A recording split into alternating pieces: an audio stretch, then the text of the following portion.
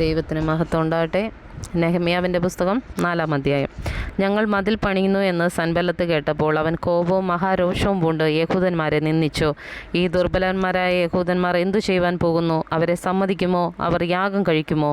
ഒരു ദിവസം കൊണ്ട് പണി തീർത്ത് കളയുമോ? വെന്തു കിടക്കുന്ന ചണ്ടിക്കൂമ്പാരങ്ങളിൽ നിന്ന് അവർ കല്ല് ജീവിപ്പിക്കുക എന്നിങ്ങനെ തൻ്റെ സഹോദരന്മാരും ശമരിയ സൈന്യവും കേൾക്കെ പറഞ്ഞു.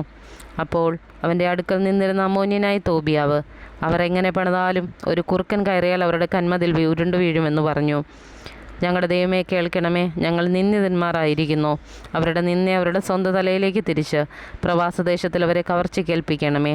പണിയുന്നവർ കേൾക്കെ അവർ നിന്നെ കോപിച്ചിരിക്കാൽ അവരുടെ അകൃത്യം മറയ്ക്കരുതേ. അവരുടെ പാപം നിന്റെ മുമ്പിൽ നിന്ന് മാഞ്ഞു പോകുകയും അരുതേ. അങ്ങനെ ഞങ്ങൾ മതിൽ പണിതു. വേല ചെയ്യുവാൻ ജനത്തിന് ഉത്സാഹമുണ്ടായിരുന്നതുകൊണ്ട് മതിൽ മുഴുവനും പാതി പൊക്കം വരെ തീർത്തു. യെരുശലേമിൻ്റെ മതിലുകൾ അറ്റകുറ്റം തീർന്നു വരുന്നുവെന്നും ഇടിവുകൾ അടഞ്ഞു തുടങ്ങിയെന്നും സൻബല്ലത്തും തോബിയാവും അരാബ്യരും അമ്മോന്യരും അസ്തോദ്യരും കേട്ടപ്പോൾ അവർക്ക് മഹാകോപം ജനിച്ചു. യെരുശലേമിൻ്റെ നേരെ ചെന്ന് യുദ്ധം ചെയ്യേണ്ടതിനും അവിടെ കലക്കം വരുത്തുന്നതിനും അവർ ഒക്കെയും ഒന്നിച്ചുകൂടി കൂട്ടുകെട്ടുണ്ടാക്കി. ഞങ്ങളോ ഞങ്ങളുടെ ദൈവത്തോട് പ്രാർത്ഥിച്ചു. അവരുടെ നിമിത്തം രാവും പകലും കാവൽക്കാരെ ആക്കേണ്ടി വന്നു. എന്നാൽ യഹൂദ്യർ ചുമട്ടുകാരുടെ ശക്തി ക്ഷയിച്ചു വന്നു. കല്ലും മണ്ണും ഇനിയും വളരെ കിടക്കുന്നു. ആകയാൽ മതിൽ പണിവാൻ നമുക്ക് കഴിയുകയില്ലെന്ന് പറഞ്ഞു. ഞങ്ങളുടെ ശത്രുക്കളോ നാം അവരുടെ ഇടയിൽ ചെന്ന് അവരെ കൊന്നു പണി മുടക്കുന്നതുവരെ അവർ ഒന്നും അറിയുകയും കാണുകയും അരുതെന്ന് പറഞ്ഞു. അവരുടെ സമീപം പാർത്ത യഹൂദന്മാർ പല സ്ഥലങ്ങളിൽ നിന്നും വന്നു.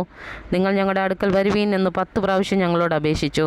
അതുകൊണ്ട് ഞാൻ മതിലിൻ്റെ പിൻപുറത്ത് പൊക്കം കുറഞ്ഞ സ്ഥലങ്ങളിലും തുറന്നു കിടക്കുന്ന സ്ഥലങ്ങളിലും ആളുകളെ ആക്കി ജനത്തെ കുടുംബമായി വാളുകളോടും കുന്തങ്ങളോടും വില്ലുകളോടും കൂടെ നിർത്തി. ഞാൻ നോക്കി എഴുന്നേറ്റ് നിന്നു. പ്രഭുക്കന്മാരോടും പ്രമാണികളോടും ശേഷം ജനത്തോടും, നിങ്ങളവരെ പേടിക്കേണ്ട. വലിയവനും ഭയങ്കരനുമായ കർത്താവിനെ ഓർത്ത് നിങ്ങളുടെ സഹോദരന്മാർക്കും പുത്രന്മാർക്കും പുത്രിമാർക്കും ഭാര്യമാർക്കും വീടുകൾക്കും വേണ്ടി പൊരുതുവീനെന്ന് പറഞ്ഞു. ഞങ്ങൾക്ക് അറിവ് കിട്ടിപ്പോയെന്നും ദൈവം അവരുടെ ആലോചന നിഷ്ഫലമാക്കിയെന്നും ഞങ്ങളുടെ ശത്രുക്കൾ കേട്ട ശേഷം ഞങ്ങളെല്ലാവരും മതിലിങ്കൽ താൻ്റെ വേലയ്ക്ക് മടങ്ങിച്ചെല്ലുവാനിടയായി.